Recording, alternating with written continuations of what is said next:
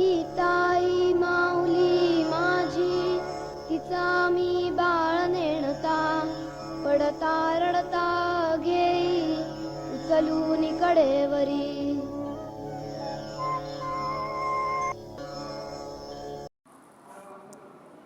जय जगत. विनोबा जी के गीता प्रवचन दैनिक विचार श्रृंखला में प्रस्तुत है 22 मई का पुष्प. श्रीमान सुरेश कुमार डागौर जबलपुर मध्य प्रदेश से है. उनकी बड़ी बेटी नीलांकनी डागौर की आवाज़ में. पिताजी को जन्मदिन के उपलक्ष्य में यह भेंट.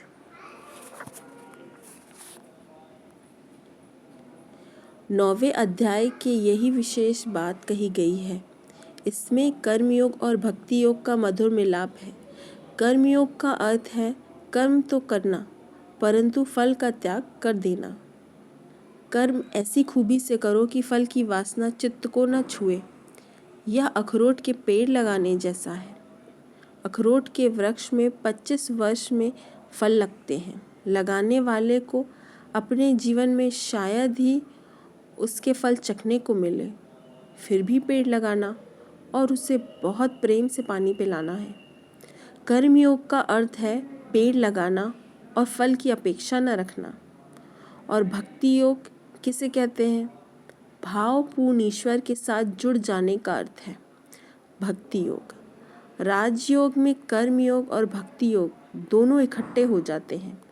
राजयोग की कई लोगों ने कई व्याख्याएं की हैं, परंतु राजयोग यानी कर्मयोग और भक्ति योग का मधुर मिश्रण.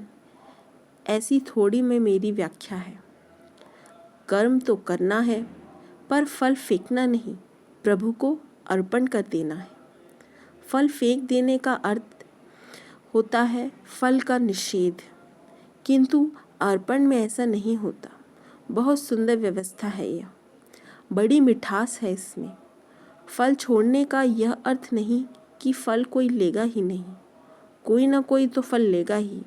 किसी ना किसी को तो वह फल मिलेगा ही. फिर ऐसे तर्क खड़े हो सकते हैं कि जो इस फल को पाएगा वह इसका अधिकारी भी है या नहीं. कोई भिखारी घर आ जाता है तो हम झट कहते हैं, अरे तू खासा मोटा ताजा है, भीख मांगना तुझे शोभा नहीं देता, चल आ जा. हम यह देखते हैं कि उसका भीख मांगना उचित है या नहीं.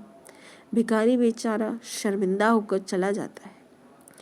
हम में सहानुभूति का पूर्ण अभाव है होगा तो भीख मांगने वाले की योग्यता हम जानेंगे कैसे.